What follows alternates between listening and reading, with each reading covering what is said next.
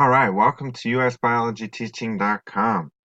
Today I wanted to show you guys a pretty cool tool that I've been working on for a little while. This tool came about as I was teaching some of my courses, and I realized that some of these students, when they get into group work, they're really just not held accountable in any way. For example, if they're doing a lab, that they're able to kind of submit the work together and fill out some portions of the lab together and submit as a group, individual students can kind of allow the other students to do the work. So my goal now is to kind of prevent that and at least give students some feedback on how well they're actually working with each other. So that's the goal of this tool. So using the tool, your students are going to be able to rate or rank each other on a scale of 1 to 5 for 5 different criteria. What you're looking at now is the back end. This is what the data could look like after your students enter in the data. Students will be using this portion. This is the actual Google form that I have created that will allow your students to enter in the information based on those 5 criteria that we just discussed. So using the scale of 1 to 5 for each of these criteria, your students will then submit and their data will be collected on the back end. Let's go take a look again. Here is the form responses, and this is exactly what it'll look like after your students start to compile some information. There's also an area where your students'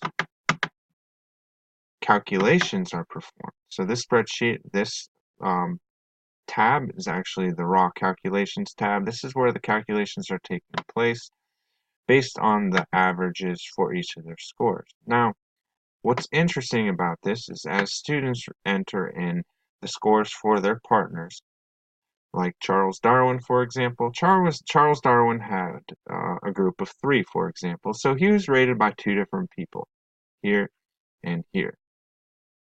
Now with that data, you can see that over here, Darwin's scores from both of those students have been calculated and a total has been given to you as the teacher. So you can now apply this to a grade book score, or you could simply just give it to your students as a some feedback. In addition to the percentages, I've also set up a spreadsheet tab that will average all their total scores. So since there are 5 criteria, each one being 5 points, students can earn up to a total of 25 points per student who rates them.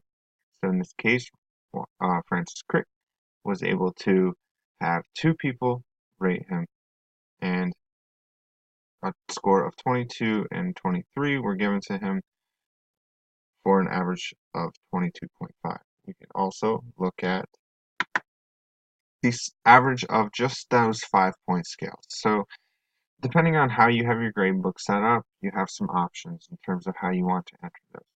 Now, I do recommend that you wait a little while and don't give the students their feedback immediately. You definitely want to give them some time and maybe compile a couple of data points for each student prior to showing them this. That's just going to avoid any conflict and prevent students from knowing exactly who rated them, how they rated them.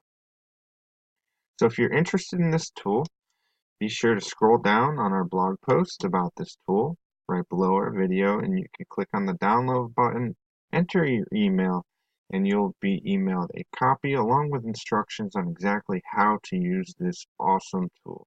Good luck. I hope you find this useful.